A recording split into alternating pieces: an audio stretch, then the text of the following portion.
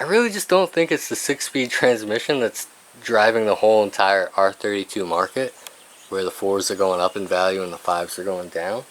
But if that is the case, it's good news for me, because that means my 6-speed GLI is skyrocketing in value.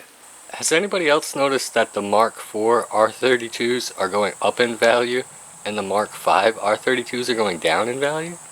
It's really weird. I kind of thought that was going to happen when I had my Mark V R32, just because of the long-term problems that you're going to have with DSG and all the electronics and stuff. So about a month ago I posted that video of the $2,000 R32 that had the bad transmission, and I'm pretty sure it had a salvage title, but that guy just wasn't being honest. And here's one that just came up 3 hours ago for $8,000. It's just weird that the Mark V R32s are getting so cheap. Sure, this one's not perfect, and he's got a list of stuff that it needs here. Oil filter housing replaced, exhaust mount fixed, wheel speed sensors, has the spark plugs, hasn't changed them. Little body damage, but nothing bad. Headliner starting to sag. Doesn't say anything about the grill missing, right? All the pictures really far away. And you're missing the washer there, the headlight washer. That probably doesn't work. It doesn't say anything about having the factory wheels, so you probably don't get those. I've always told people that this car is rarer than the Mark V R32s. I don't know how many they produced, and we know they made 5,000 R32s, but I feel like if you have $10,000, it's not hard to get an R32, and it might be kind of hard to find one of these. I'm not saying it's going to be a good R32, but you do get an all-wheel drive VR6.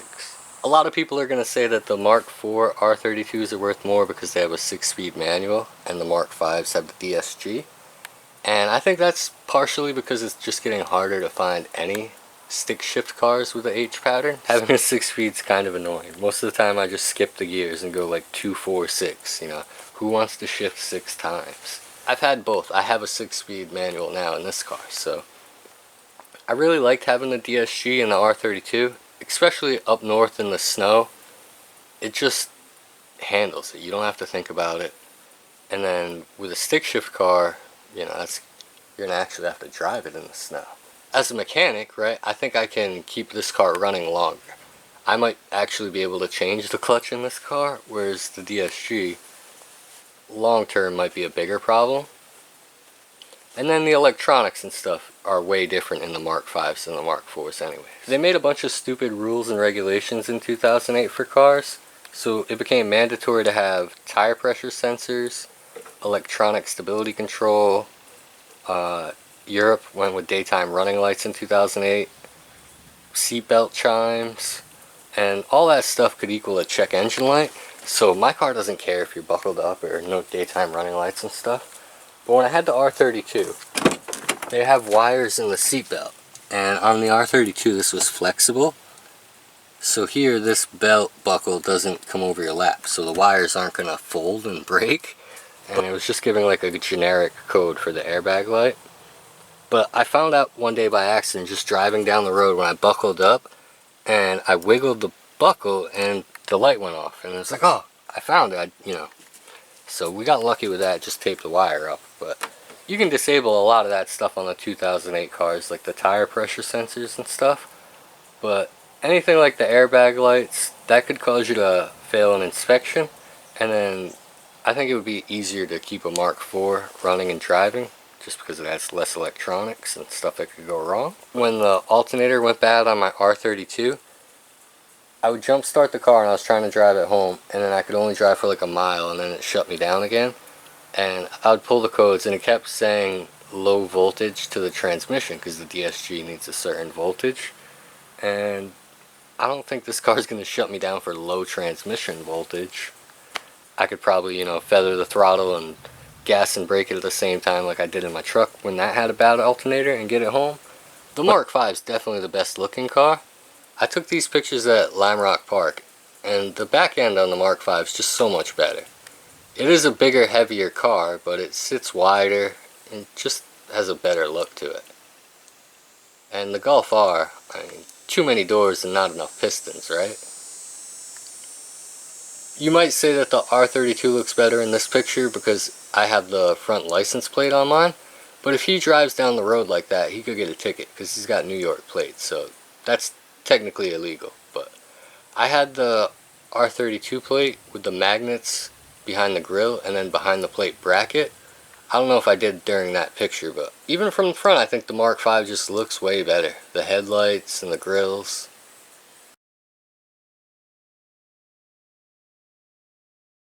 The Mark V had the center exhaust and those ones have the outside exhaust. I didn't really appreciate those pictures when I took them, but looking back now, 10 years later, that's pretty cool. Just to have those cars parked next to each other like that. And then there's so many more from all the VW stuff I used to do. The 3 silver Mark IV's all parked next to each other, and then the row of Mark V's. And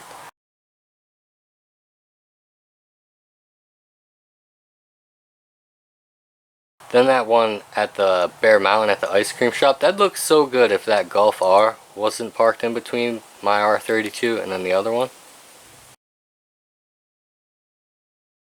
Now that I'm thinking about it, I don't know why the Mark IV's are worth more money.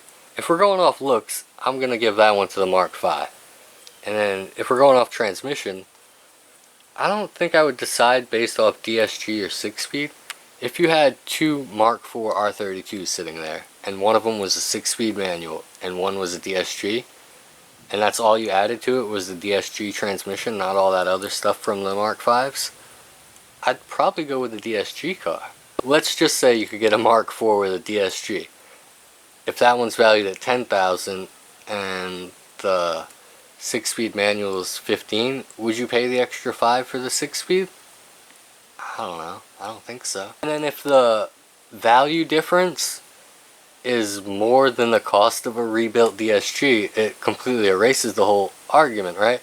Because if you can hand grenade a DSG and then rebuild it, still cheaper than the 6-speed, you know, then you're better with the DSG, I guess. I don't know.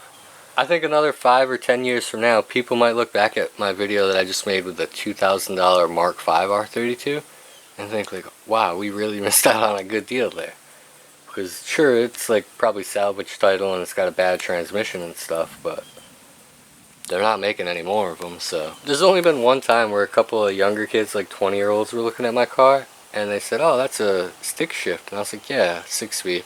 And they were like, H pattern? But I guess it's just weird for them because they don't see a lot of cars. If they're going on Marketplace looking for cars, you know, how many of them are going to be stick shift? There's got to be something I'm missing. I've never seen a Mark V R32 go up in value. And I've never seen a cheap Mark IV, so. And they were made 4 years earlier, so there's more opportunity for them to be crashed. But I also think that maybe some of the Mark IVs have kind of found their way into collections that aren't going to come up for sale, you know? If I'm just taking a guess, I would say Jay Leno probably has a Mark IV R32 in his collection, but I don't know if he has a Mark V R32. Like, I wish I could just put this car away and never drive it again, but I can't. I have to drive it right now. But there might be a day where I can just park it in the garage and never touch it.